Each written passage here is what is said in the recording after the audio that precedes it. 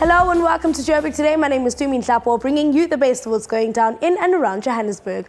Art is not only meant to be enjoyed behind glass and gallery displays, but also in the comfort of one's home, adding energy to your place. Leroy went about town to explore the different kinds of art that he should look into for his very own place. Check it out.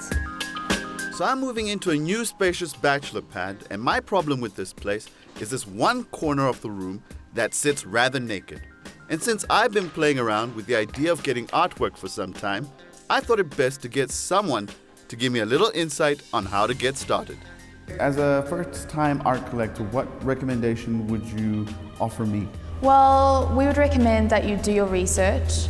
You go to galleries, you go to artist studios if you can, you go to markets and look at what's out there and what you like. Do a bit of research online. A lot of artists have an online presence, if it's Facebook or Instagram, and find what you like. And then once you know what you like and where to buy it, generally the galleries have lists of artists that they represent.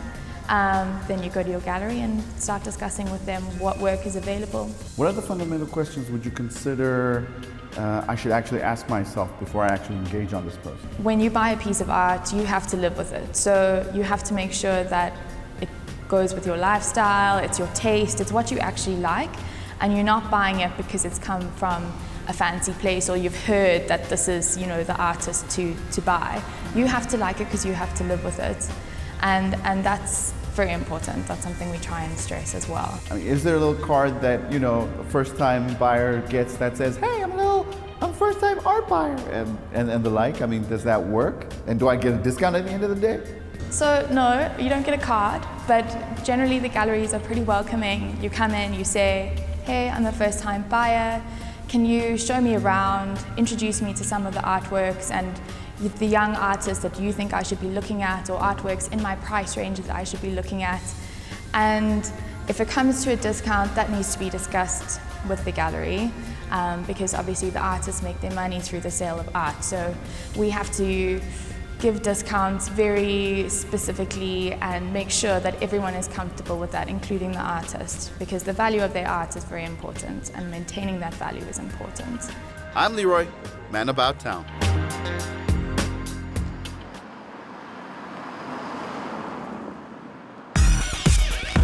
Like us on Facebook, joburgtoday.tv, and follow us on Twitter at Joburg Today.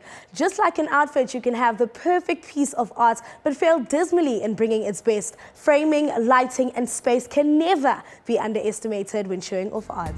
Now that I know what art piece I want to purchase, I met up with Donald, a renowned interior designer, who gave me a few ideas on what to do with my wall space. So tell me, how important is framing?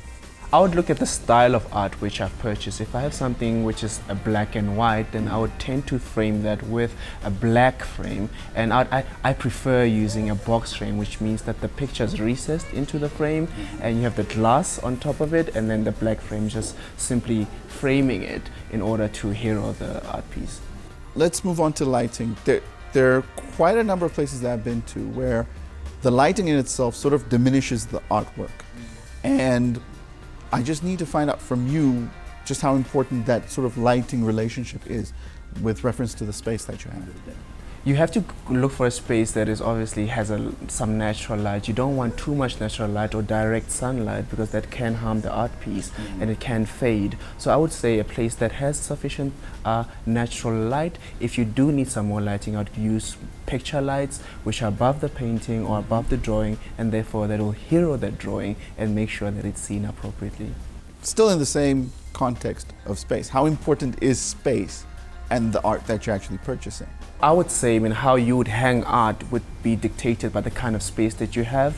There are many ways to hang art in this space, because it could be a rented apartment. We've gone for easels which we've placed the art on, and therefore you don't need to be drilling any holes into your apartment, and therefore your landlord will be very happy with you. If it's very heavy, there are cables that you can hang your art on if it is a rented apartment, or even if it's your apartment. There are cables that you can use, and they can handle up to 10 kilograms of a heavy piece. So there are many ways. You just have to go out there and then find out what ways you can hang your art. Your galleries would be the first point of reference. They have all the advice on that.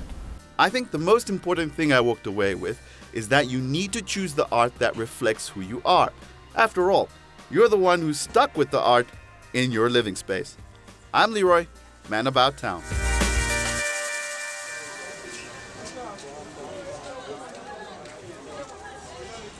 Hi, I'm Sophie Ndaba, and you are watching Joburg Today. That's all for today. For more on the city, do check out our playlist. From myself, Dumi Tlapo, and the Joburg Today crew, it's goodbye.